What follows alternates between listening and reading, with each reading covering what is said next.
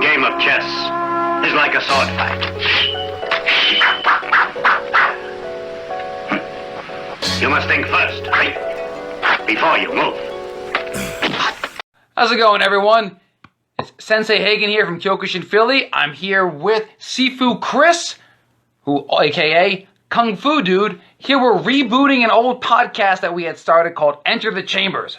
What we do is we discuss all different types of martial art philosophy. We'll take quotes from like the Hagakure, Book of Five Rings, even the Art of War, Confucius, and we're going to discuss them in detail and kind of use them as talking points and elaborate on the different martial art philosophies and how they've been integrated over the years. And so what we're going to start with today is just kind of a general introduction of how martial arts has influenced our lives currently. And we'd like to hear from you guys as well, comments, etc. Comment on this video after we post it of how martial arts has influenced your guys' lives as well. So I'm going to start with Sifu Chris, turn it over to him.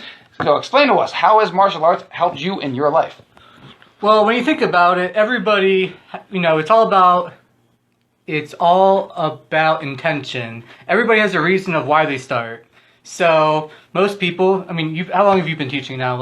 I've been teaching since I was a kid, it was the assistant teaching, but for a career-wise, about 6-7 years now. Right. So you hear a few main reasons why people start. The first one, obviously, is, and I think is actually almost the least important, is obviously self-defense. Everybody's like, I want to learn self-defense, of course. But then there's people who wanna, they say health is another big one. They want to lose weight. And for a lot of people now, they're so tired of the materialistic world, and they're like, you know what? There's something. They try to find the deeper meaning in life, which I think is, which I find is very special. And because I've seen, and what's crazy for me is, for teaching for 15 years now, is actually seeing the change in people after they've been training. And like at first they're like, yeah, they don't really get it, but then once they start internalizing it, their whole demeanor changes. Like you can see like the respect, like they honor things better, and it's crazy. It's awesome. Yeah, no, I agree with you, especially with the whole, like you were saying, internalizing it. The martial arts has a greater impact other than just self-defense and health. The whole philosophical components of it helps give you a better mindset of how to deal with life in itself. Again, martial arts, it starts off with looking forward to class. You enjoy martial arts. You want to train. You want to get stronger. You want to get better. From there, it progresses into really understanding the whole mentality of martial arts, that life in itself shouldn't be waiting, just looking forward to something, that you can actually have a peace of mind in everything that you do.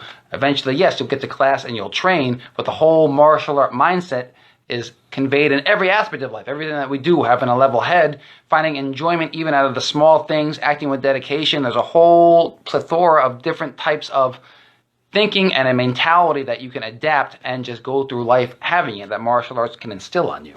So I think a lot of people, they take the martial arts and they confine it in this little, like as a little component of their life, instead of what they should be doing is they take their martial arts and they expand it out into every part of their life. Exactly. I agree. If you were to talk to any Eastern spiritual person, they would say one thing is part of everything, instead of saying, okay, well, this is one aspect of my life, this is another aspect, this is another Exactly. They don't think about everything flows into the next. So once you just get a martial art mindset, everything makes sense. Right. Everything clicks. It's a whole certain way of viewing the world, peace of mind, handling all obstacles that come at you in the world, and so that you can just kind of enjoy life more. And just you enjoy life. You're working towards goals. You're getting stronger. You're getting better. Not only from just in martial arts, you apply that to everyday everything.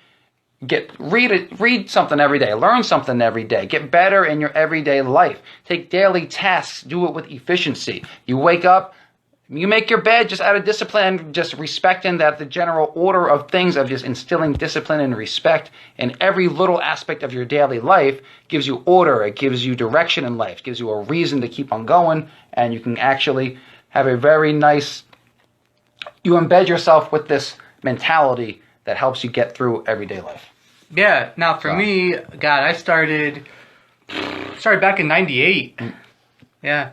22 years ago? Yeah, it was 94, way back. 90s were awesome. Yeah. So I started, and I got picked on as a youngster. I'm sure a lot of people have. And I'll tell you, Walker, Texas Ranger was my show, man. And And for some reason, like, I was like, oh, that's cool. Like, and for some reason, I'm like, oh, cool. So if I start this stuff, like, I'll be invincible. Well, you take your first class and you quickly realize that that's not how it works. It's a reality check there. So yeah, so I started going and I'm like, okay, this is kind of cool. It was like a normal Monday, Wednesday, Friday thing, and I'm like, okay, that's cool. And then about a year, 2 years in, man, I'm like, oh, well, I'm going every day, and I'm like, okay, Monday through Friday, and then sometimes Saturday. I'm like, it's not bad, 5, 6, 7 hours a week. Then in middle school, like about 3 years in, I was training 8 hours a day, especially in summertime. I was going to class from 9 to noon in the morning, and then 5 to 9 at night. It's great. It becomes your whole lifestyle. Well, right. And I became a fanatic. I was like training all the time, and and all my friends were like, "What are you doing?" And that's the thing. Everybody's like, and then this is where you need to understand your why, because people are gonna say, "Why are you even doing this?" Because like, what's the point? Because first of all, you're never gonna get into a fight, and if you do, it's gonna be like it doesn't matter. It's a more personal journey, right? Than that. And they don't have to understand your reason as long as you understand your reason. Right. That's the whole point of martial arts. Very personal. Right. So at first I was like, okay, cool. So then, I got very good on the combat side. I'm like, okay, I got that. And then end of high school, like, it started hitting me in a different way. And I'm like, I got more, like, I internalized things more. And it was just like, if I didn't go to class for one day, I'd be like, something's wrong. It becomes embedded in you. Right. Like, it's a whole like experience in itself that it becomes part of your routine. And then when it's missing, you notice it's missing. So it's... And then I got to my third dan and fourth dan, and then I was like, everything just became more just internal. And then moving from taekwondo to kung fu really, I really just went inward, and it was all about like the philosophy and even just like the internal energy of everything. Because as you know, there's always more to I appreciate. We have Budo Journey here. You said never stop learning because life never stops teaching. Very true. That's awesome. Yeah, I like that saying. So thank you, Budo Journey, for that saying right there. It actually kind of is bringing everything together that we're talking about. So us. Yes. Yeah. So what about you? So why'd you start? Me, actually, earliest memories I have of like when I saw martial arts. I mean, I started when I was young. I just loved like fighting. I loved it. It started because of an attraction to fighting, ironically enough.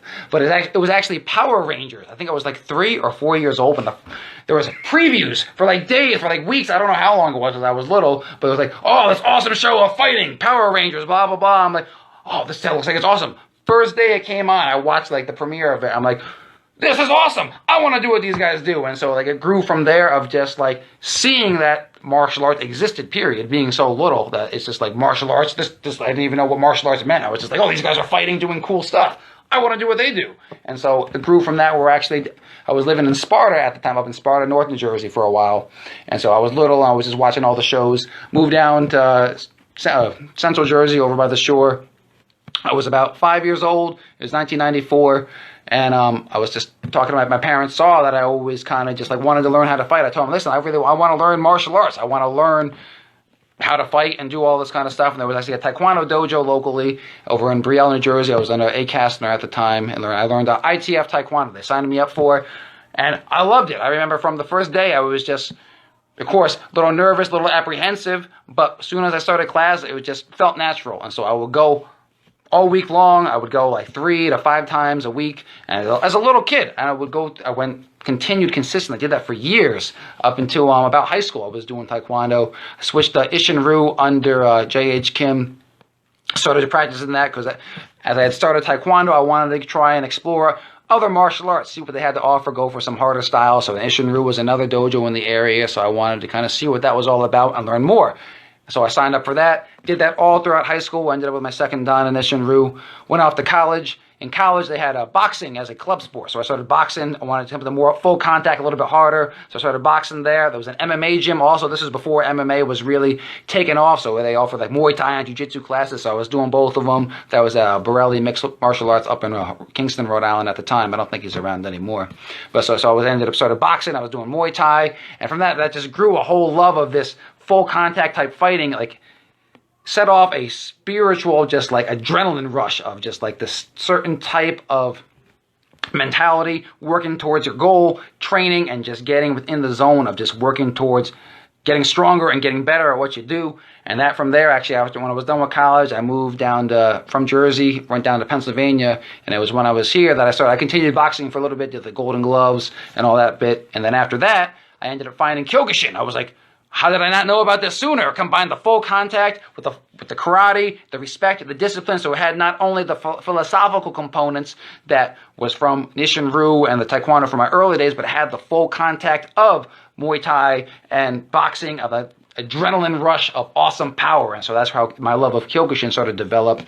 And then from there, I actually started competing, doing all that, started teaching Kyokushin on top of actually Taekwondo. Actually a full contact Taekwondo dojo, WTF Taekwondo, which I didn't know that existed either since I did ITF Taekwondo as a kid. So I was approached by a WTF Taekwondo dojo to start working and teaching for them. So in conjunction to learning and competing in Kyokushin, started learning and teaching WTF Taekwondo, which I still currently teach and hold a third dan in now, and then Kyokushin on the side. So again, you never know where you're going to go in life, I guess is the moral of the story. Started off just being a kid, loving just seeing this awesome thing that is martial arts. I'm like, I want to learn more about it. I want to do that. Start doing that, engaged in it, love the aggressive power, really just wanted to get stronger, working towards that. Evolve, starting to understand the philosophical end of it, which is what this whole podcast is about, is another whole side journey that we will go into more detail about as how martial arts really, from the philosophical end, can really impact your life. Right. So, I guess some just closing thoughts is, just remember that a lot of people, they look at martial arts and they only really focus on the physical side of it. My one teacher once said, like, if you have the physical end without the philosophical end, it's like giving a drunk driver like a Mercedes Benz. Fair enough. Like you have a beautiful car, like your physique is good, but usually you're not so. It doesn't ground you. So there's more to it, and we'll discuss that in future episodes. I mean, because there is boxing, there's kickboxing. There are aspects that don't always cover the philosophical end. So we're not knocking them in any way, but we do want to discuss more in detail the philosophical end. Now, in this. What we want to ask you is, if any of you guys want to like jump in on one of our episodes, like please like hit us up or inbox us or whatever. Just definitely send us a DM, either me, Kyokushin Philly, we got Kung Fu Dude right here. Message one of us if you guys want to be a guest on our podcast that we're kicking off here, discussing martial arts. We'll be having all the different maxims, excerpts from all these martial art classics that it has discussing points and topics. Send us a message. We'll get you on the show. We got the awesome screen share. It doesn't matter where you're from, where you're at in the world. Awesome thing these days is that, again, we will do a whole split screen thing with you. We'll have a nice, good discussion talking about martial arts. And if you want, and also if you have a topic that you want us to discuss, again, DM us and we'll talk about it. Sounds good to me. So again, those who did tune in, heard us out for a little bit. I appreciate you guys jumping in. Again, we'll be doing more of these in the future. And if you want to be a part of them, again, send us a message. We'll be happy to get you on. Have some really good topics to discuss with you guys. So, all right. In the meantime, us! Have a good night, guys.